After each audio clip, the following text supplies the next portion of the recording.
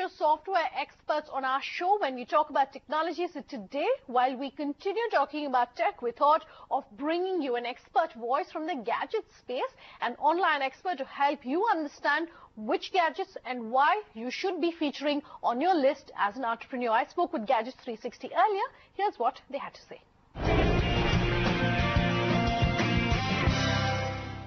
Bhawna, thank you very much for speaking with us here on the Leaders of Tomorrow on ETNOW. Let me start by talking to you about your own entrepreneurial journey, where that started and why you decided to go the entrepreneurial route.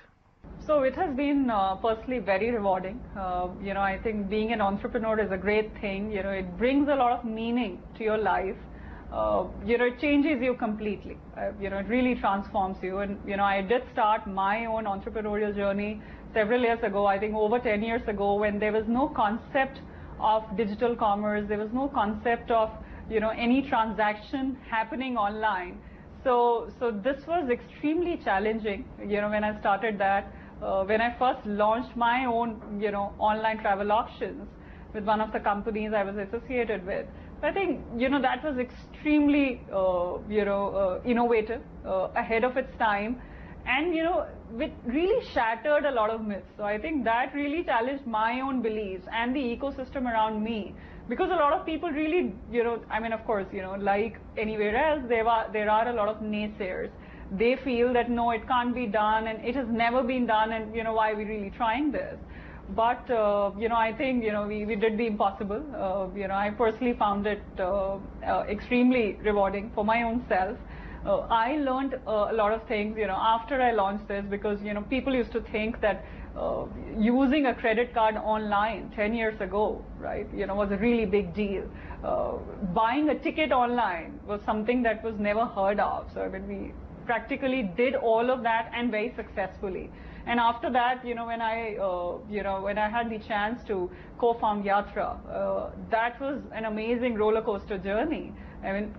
Starting something from zero and taking this to a mind-boggling level, I think that, I couldn't have asked for a better start with that, because there was zero ecosystem in the country for, for something as big as Yatra or some of the other companies like Make My Trip, right? When they literally created this entire ecosystem of online commerce. And of course, later when, the other biggies in e-commerce, when they entered, a lot was already done by some of the biggest OTAs. So I think that was a turning point for the digital commerce industry. So that's something that I absolutely love doing. In your present venture, you work with a pure play, if I can call it, tech and digital company. What is the market for such niche and specialized e-commerce ventures in India? Let me just take a moment to explain what Gadget360 really does. Right, it's a very deep technology and gadgets vertical, unlike anywhere else in the world. We talk about news, we talk about reviews around gadgets and technology space. We tell people what to do with your gadgets, how to use them well.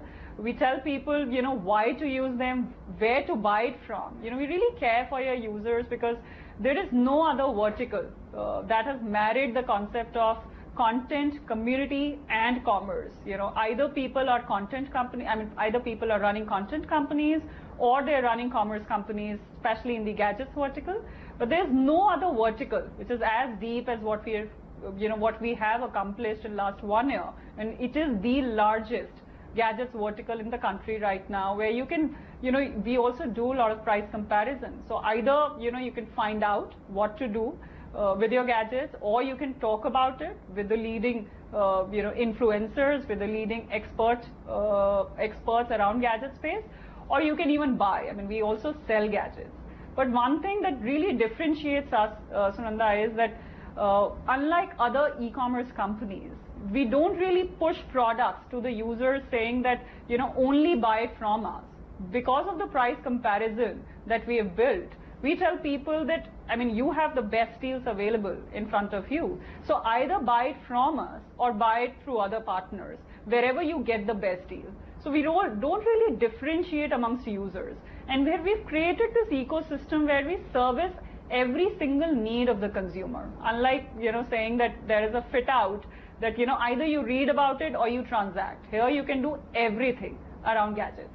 So that's a very big differentiator that we have been able to create. In fact, just to give you a perspective, last month we got 30 million unique visitors on our digital platform.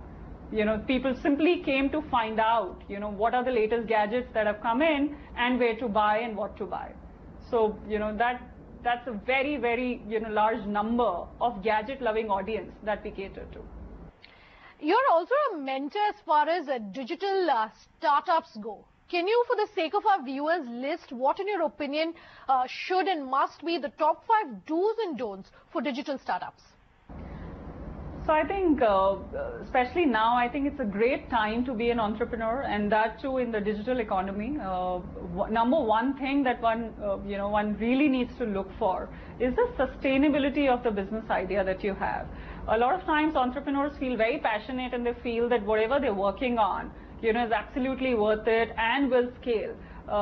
But then there are a lot of misses, more than the hits. So it's very important for them to figure out how sustainable their idea is, how scalable it is. I mean, especially when we are seeing such intense competition in the industry, in the offline scenario, in the online scenario. So it's very important for them to see what are the fundamentals of the business? What if I don't raise capital, at the right time? So how am I able to really sustain the idea? And can I drive a very strong proof of concept before, I raise capital? So I think those fundamentals are the most important thing for you to drive. Secondly, it's very important for you to figure out what is your target audience. A lot of times, I come across a lot of entrepreneurs who feel that, the entire India is my target audience. I mean, unless you're a really big guy and, has very deep pockets, you really can't make that statement even in your own head, let alone in front of your teams.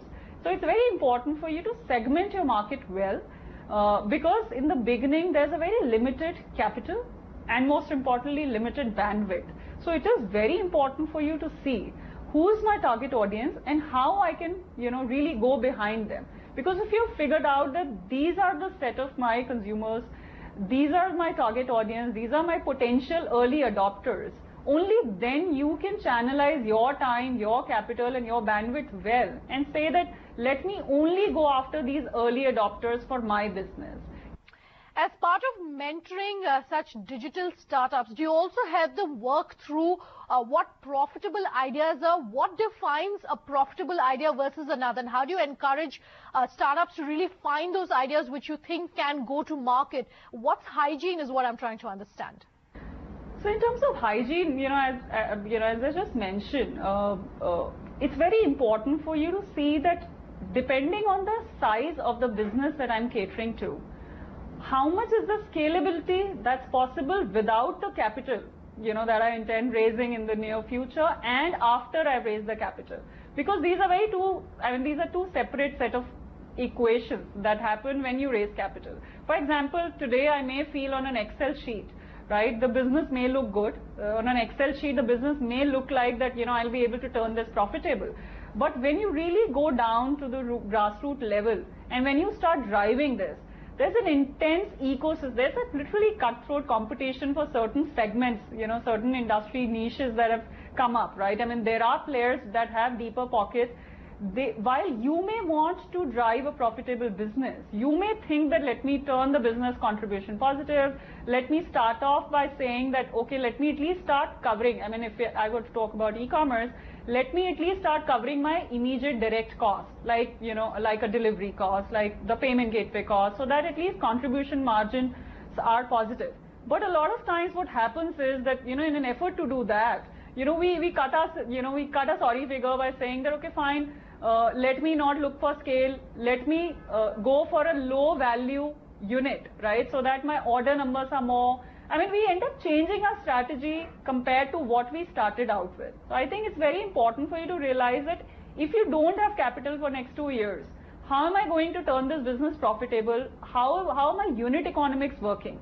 Once you've figured out that what my unit economics are, after I've included my cost of acquisition, I mean, don't run this for VCs. If I run this for my own self, if I feel that, my unit economics are absolutely making sense, my acquisition costs are in control, that means with every consumer that I'm acquiring, I'm not losing money, because for that matter, unless you're there for a really long run, supported by some of the best VCs who have the patience to, for you to scale the business, I think it's very important for you to figure out, is it really making sense for me to acquire more people at loss? Because that's what a lot of bigger players end up doing, in order to grow.